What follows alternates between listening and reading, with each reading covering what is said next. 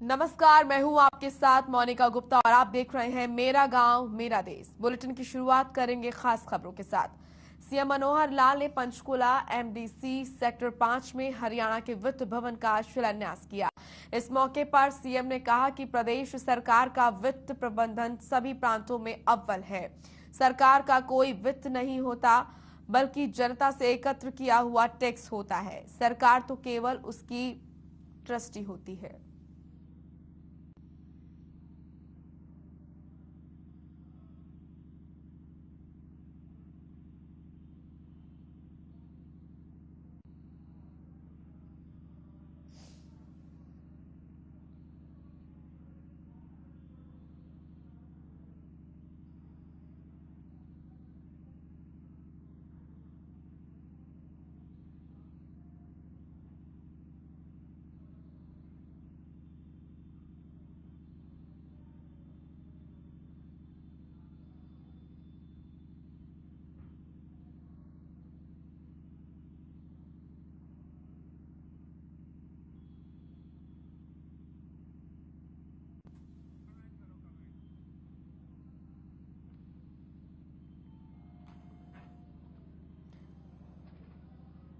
तो पंचकुला में सीएम मनोहर लाल ने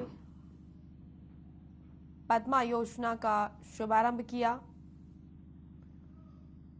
साथ ही वित्त भवन का भी शिलान्यास किया। आपको बता दें कि इस दौरान सीएम मनोहर लाल ने वित्त भवन को देखा और उन्होंने कहा कि वित्त विभाग सरकार की रीढ़ की हड्डी होता है।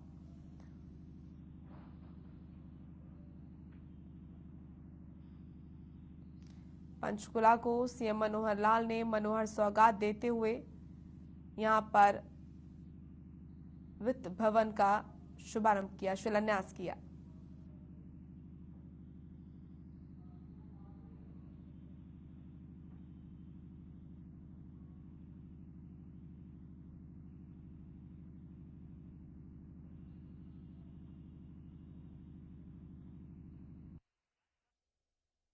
वित्त की व्यवस्था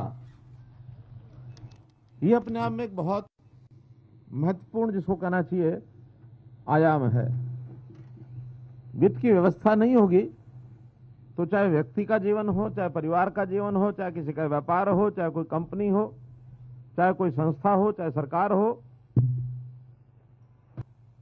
उसके फेल होने में देर नहीं लगती। तो जैसे एक व्यक्ति, एक परिवार, एक यानी बिजनेस का संस्थान, उसके लिए प्रबंधन अच्छा काम करता है तभी जीवन यानी सफलता मिलती है।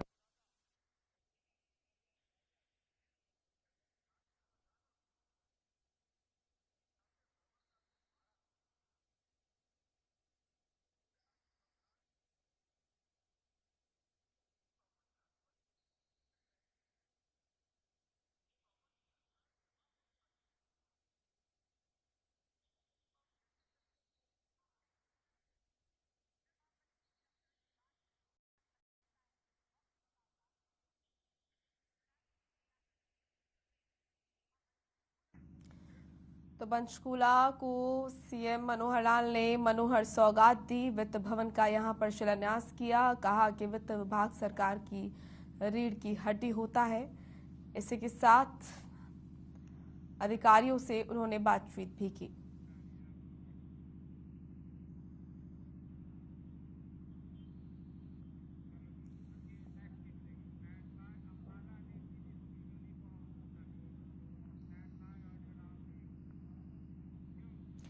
तो वहीं हिजाब मामले को लेकर गृह मंत्री अनिल विज ने कहा कि कुछ लोग बिना वजह ही इस मामले को तूल देने का काम कर रहे हैं। गृह मंत्री अनिल विज ने कहा कि कोई किस प्रकार से कपड़े पहन रहा है, हमें इससे कोई मतलब नहीं है, लेकिन अगर स्कूल, कॉलेज या इंडस्ट्री में जाना है तो वहां के यूनिफॉर्म कोड को मानना होगा। यूनिफॉर्म कोड को अस्वीकार करने वाले अपने घर बैठें और इसमें कोई कंफ्यूजन नहीं है।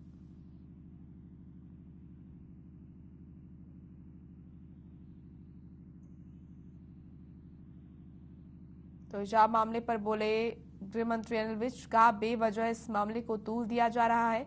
यूनिफॉर्म कोड को मानना होगा, यूनिफॉर्म कोड नहीं मानने वाले घर बैठे।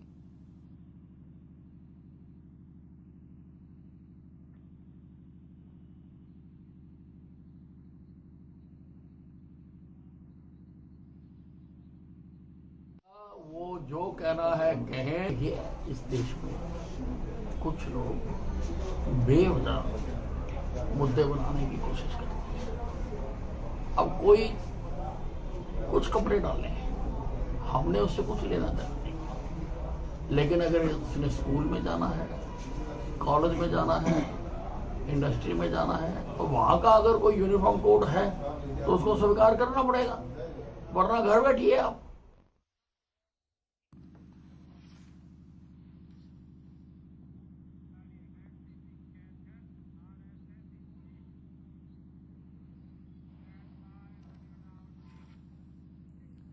तो वहीं कैथल में श्री 11 रुद्री शिव मंदिर में महारुद्र यज्ञ का शुभारंभ हुआ, जिसमें 36 यजमानों के साथ ही धार्मिक प्रक्रिया शुरू हुई। वहीं आपको बता दें कि मुख्य अतिथि के रूप में यहां पर आरएसएस के राष्ट्रीय प्रचारक इंद्रेश कुमार ने शिरकत की। साथ ही ये यज्ञ 23 फरवरी से शुरू होकर 1 मार्च तक आयोजित किया जाएगा, जिसमें 36 यजमान हर रोज पूजा अर्चना के लिए बैठेंगे। आपको बता दें कि इस यज्ञ में कुल 252 यजमान आहुति डालेंगे। साथ ही साथ इस यज्ञ में कैथल से बीजेपी के जिला अध्यक्ष अशोक गुर्जर ने भी शिरकत की और लोगों से इस यज्ञ में बढ़ चढ़कर भाग लेने की अपील की।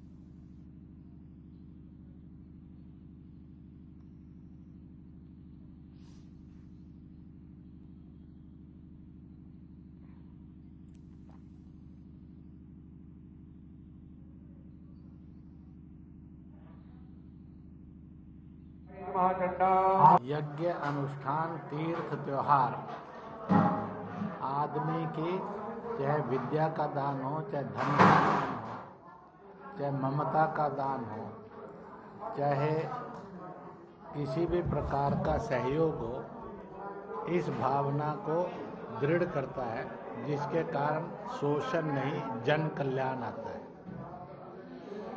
इस समय कैथल जो कपिस्थल के नाम से भी जाना गया है, कभी माँ अंजना अपना प्रवास करते हुए आई, इसलिए माँ अंजना के पुत्र हनुमान यानी बानर समाज के लिए भी जाना जाता है। कैथल नगर के अंदर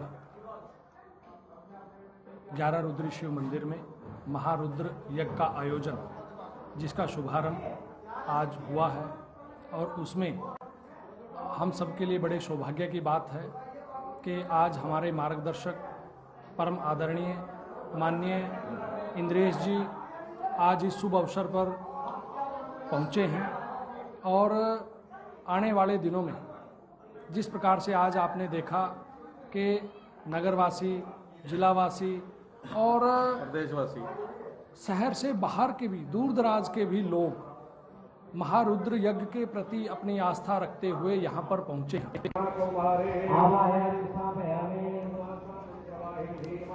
उनका हम पूजन करेंगे। यज्ञ मंडप के इस कोने में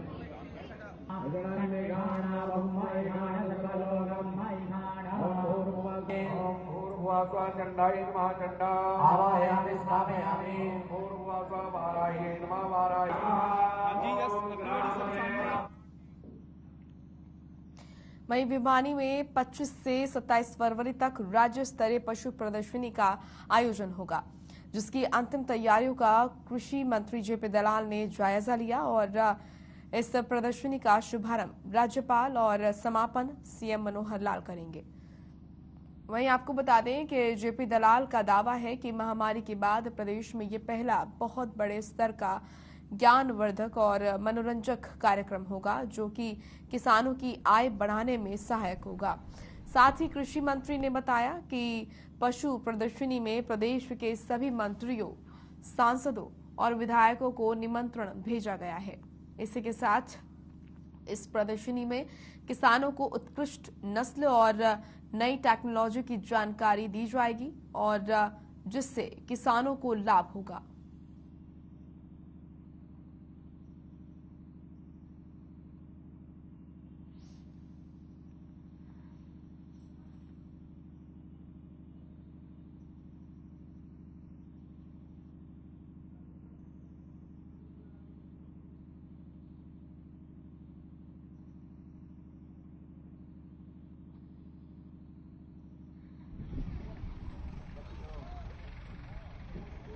शुभारंभ कार्यक्रम की महामहिम गवर्नर साहब करेंगे।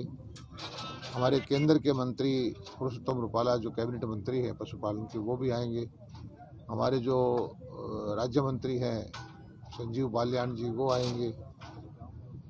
और 27 तारीख को समापन जो है और प्राइज डिस्ट्रीब्यूशन है वो मुख्यमंत्री जी मनोहर लाल जी करेंगे। और हरियाणा के सारे मंत्री, एमएलए और सारे सांसद सभी को निमंत्रण दिया है। और हमारे जो यूनिवर्सिटी के वाइस चांसलर, अलग अलग तरह के कृषि से संबंधित एक्सपर्ट, केंद्र की जो संस्थान हैं उनके एक्सपर्ट, जो किसानों को तरह तरह की जानकारी पशुपालन में, कृषि में देश के, उनकी गोष्ठियाँ होगी और किसानों की भलाई के लिए ये कार्यक्रम है।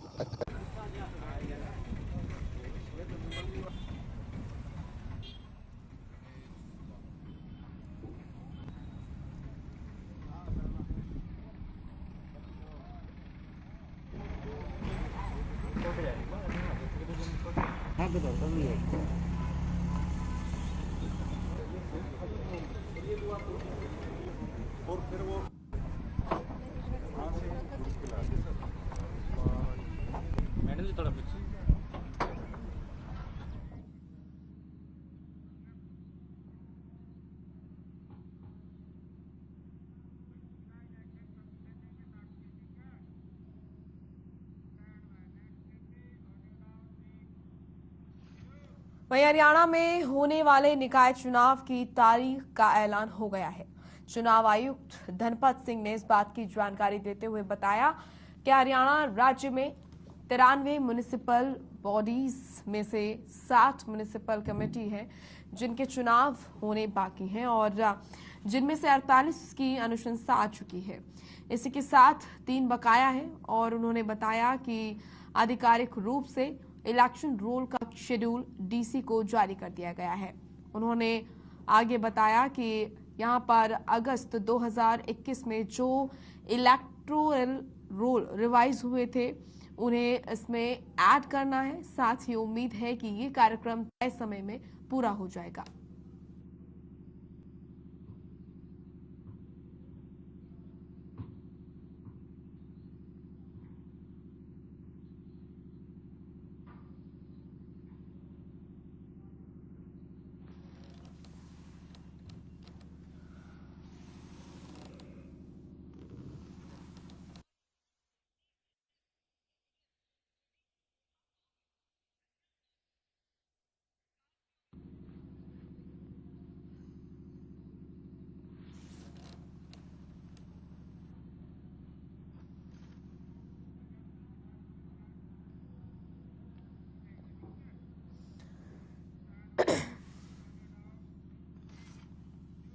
वहीं फरीदाबाद में एक निशुल्क दिव्यांग कल्याण शिविर का आयोजन किया गया, जिसमें पूर्व मंत्री विपुल गोयल ने बतौर मुख्य अतिथि के रूप में यहां पर शिरकत की।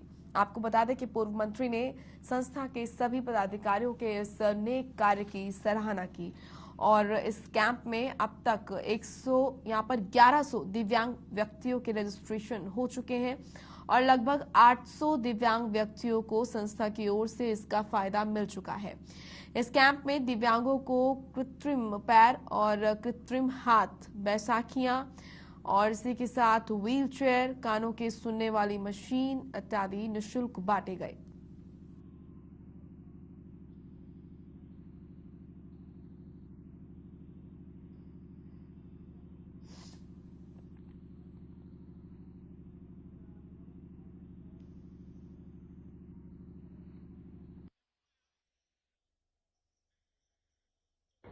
देने का एक संकल्प पिछले 5 साल पहले लिया था और मैं समझता हूं कि पिछले 1 साल जब ये कोविड का समय था, जब तो मैं नहीं आया, लेकिन 4 बार मुझे आने का मौका मिला और यहाँ पर जितने भी संस्था से लगे हुए, संस्था से जुड़े हुए जो लोग हैं, चाहे रमेश जबर जी हों, चाहे अपने घनश्याम बिनानी हों, आज प्रधान जी हैं हमारे, और आज नारायण जबर जी, जितने भी जो लोग हैं, सब लोग कितनी शिद्दत से, मैंने देखा कि इसे कोई पॉलिटिकल या इस तरीके का इवेंट ना बनाकर सेवा का जो काम है, 1-2 दिन का सिर्फ दिखाने के लिए, क्योंकि मेरे को बहुत सारी जगह पर पब्लिक प्लेटफॉर्म पे जाने का मौका मिलता है, लेकिन जो दिल से और 5 दिन का कैंप लगाकर यहीं पर ही तैयार करके आर्टिफिशियल लेप करना, बहुत सारी जगह रजिस्ट्रेशन होता रहता है।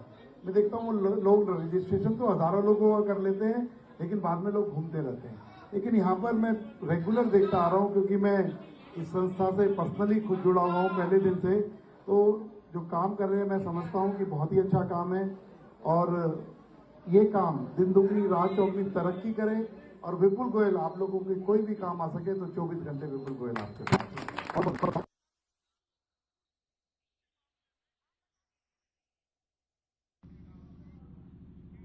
वहीं हिसार जिला लघु सचिवालय के सामने यहां पर जनवादी महिला समिति की 11 महिलाओं ने सांकेतिक अनशन शुरू किया है। जानकारी के मुताबिक आंगनवाड़ी वर्कर 8 दिसंबर से लगातार हड़ताल पर हैं, लेकिन हड़ताल को 2.5 महीने से ज्यादा समय होने के बावजूद भी आंदोलनकारियों की जायज मांगों को पूरा नहीं किया जा रहा है, जबकि खुद राज्य सरकार ने 2018 में उनके साथ ये समझौता किया था। सरकार की वादा खिलाफी के विरोध में आंगनवाड़ी वर्कर ने कहा कि अगर जरूरत पड़ी तो आगे भी इस अनशन को बढ़ाया जा सकता है।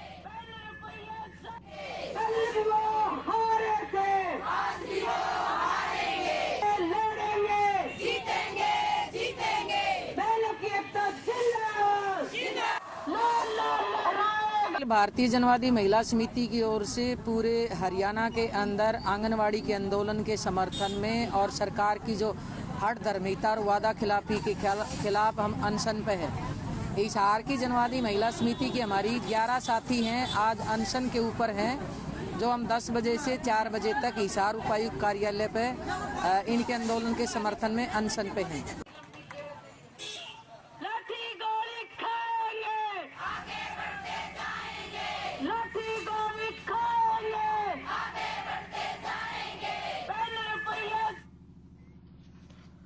वहीं रादौर के छोटा बांस में नगर पालिका की लापरवाही सामने आई है।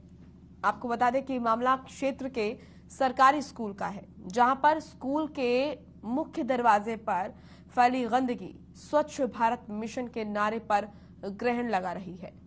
तस्वीरों में आप देख सकते हैं किस तरीके से गंदगी का अंबार लगा हुआ है।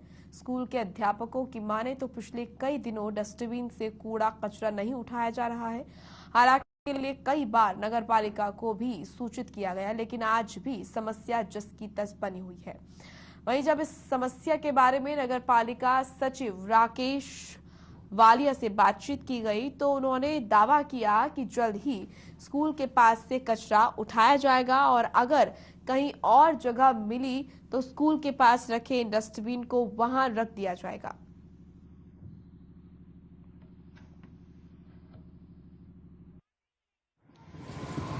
हमने जो है कमेटी में भी 2-3 बार बोल दिया है, नगर पालिका वालों को बोल दिया कि यहाँ पर कचरा ना गिरने दें या यहाँ से उठाएं, लेकिन उस पर कोई अमल नहीं हुआ अब तक। अब यहाँ स्कूल में छोटे छोटे बच्चे हैं और आपको पता भी है अभी जैसे महामारी फैली हुई है कोरोना की, उससे भी बड़ी परेशानी है हमें।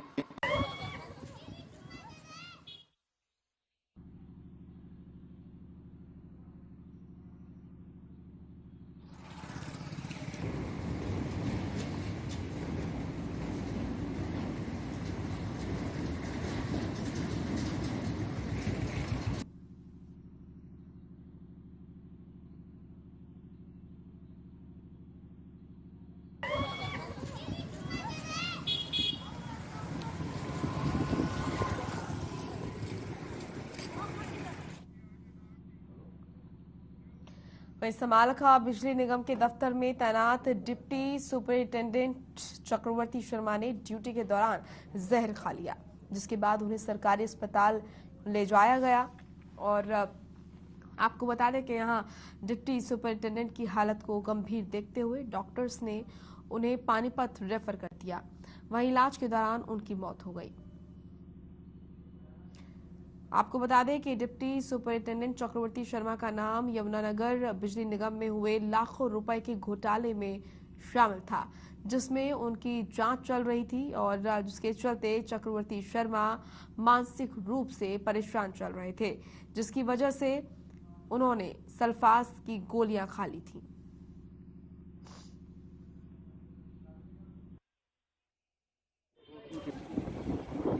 तो जो स्टाफ वहाँ पे बैठा था, स्टाफ ने ये बताया कि भी इस तरह से इनकी तबीयत सी हमें ख़राब लगी, तो इन्होंने स्टाफ को बताया कि भी मैंने तो टेबलेट्स वगैरह पॉइजन की वो ले ली है और मुझे हॉस्पिटल ले चलो। तो उसके बाद ये हॉस्पिटल लेके आ गए। संभाल के हॉस्पिटल के बाद तुरंत फिर जो है नहीं वहाँ पे बोले कि आप ले जाओ, तो प्रेम हॉस्पिटल ले आए थे, इन्होंने डेड डिक्लेयर कर दिया।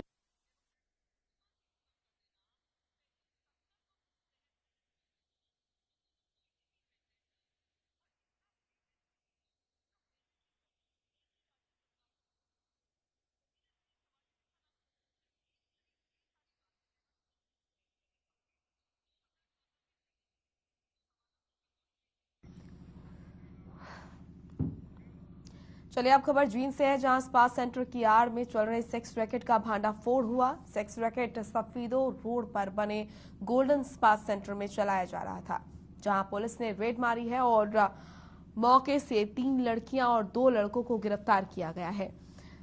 वहीं सिविल लाइन थाना पुलिस ने अनैतिक कार्य करने की धाराओं के तहत मामला दर्ज कर लिया है और मिली जानकारी के मुताबिक गोल्डन स्पा सेंटर पिछले 2 से 3 महीने खोला गया था और वहीं पुलिस डीएसपी धनवीर खरब ने बताया कि पूरे जींद में एक भी मसाज पार्लर नहीं चलने दिया जाएगा।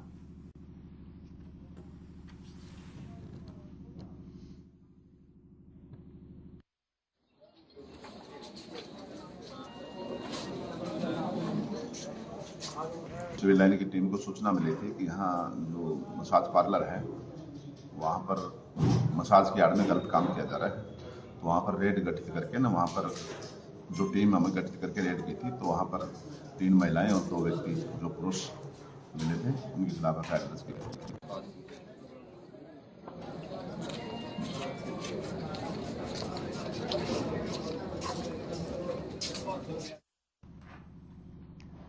वहीं जन स्वास्थ्य अभियांत्रिकी विभाग और जल और स्वच्छता सहायक संगठन द्वारा रतिया के सामुदायिक केंद्र में 1 दिवसीय क्षमता संवर्धन कार्यक्रम का आयोजन किया गया। इसमें रतिया और नागपुर खंडों की 33 ग्राम पंचायतों के स्थायी, अस्थायी और अनुबंधित कर्मचारियों ने भाग लिया। वहीं कार्यशाला का मुख्य ग्रास रूट वर्कर्स की कार्य कुशलता को बढ़ाना था और आपको बता दें कि कार्यशाला की अध्यक्षता उपमंडल अभियंता अचल जैन ने की। वहीं उपमंडल अभियंता ने बताया कि जल जीवन मिशन का मुख्य उद्देश्य प्रत्येक घर को नल द्वारा स्वच्छ जल उपलब्ध कराना है। वहीं जिला सलाहकार ने पेयजल बिल ऑनलाइन भरने की प्रक्रिया के बारे में और इसी के साथ विभाग के टोल फ्री नंबर के बारे में जानकारी दी।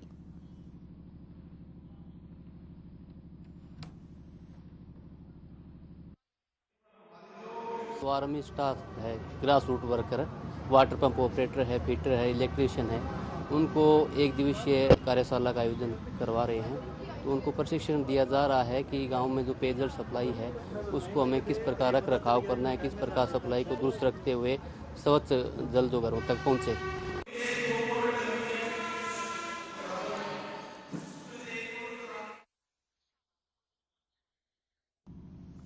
चलिए फिलहाल इस बुलेटिन में इतना ही। आप देखते रहिए हर खबर। नमस्कार।